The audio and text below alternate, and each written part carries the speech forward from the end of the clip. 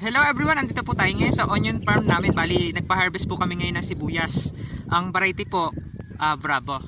Ito po, pakikita ko. Yan. Oversize siya.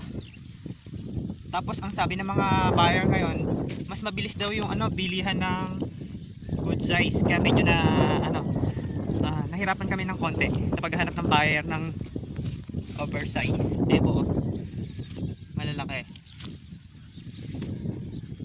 Kumbaga, sabi nila, ito na daw yung oversize ngayon.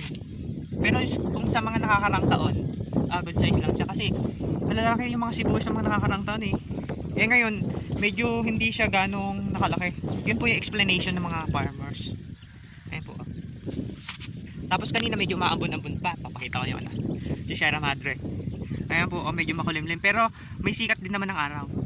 Ayan si Haring Araw. Pinatuloy din naman po ng buyer. Ayan po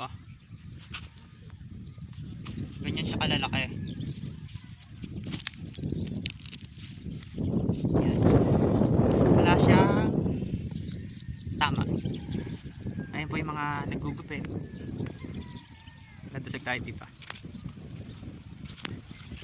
Mabilis lang po nila gupitin kasi ang explanation nila mas lambot yung leg ng white kumpara sa red. Ayan po.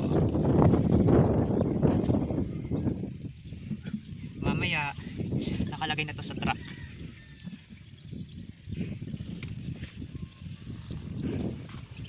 Dadasag tayo dito sa nagugupit ng sibuyas.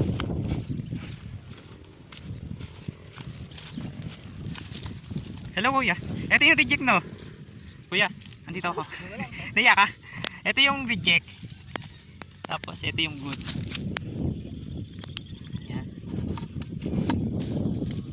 Pakita natin yung mga nagupit nilang good size. Ayan po. Ang ginagawa kasi nila, pinagsasama-sama. Tapos mamaya sasakiin nilang minsanan.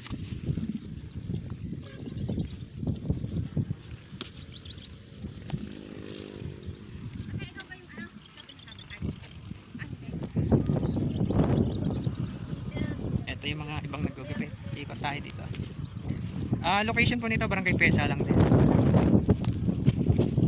Ito yun.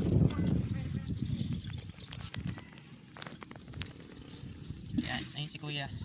Medyo malamig po kasi yung temperatura kaya iba nagkakape pa.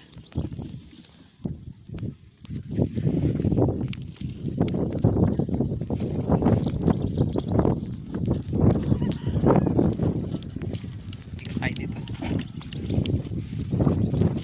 Medyo mahangin ng konti.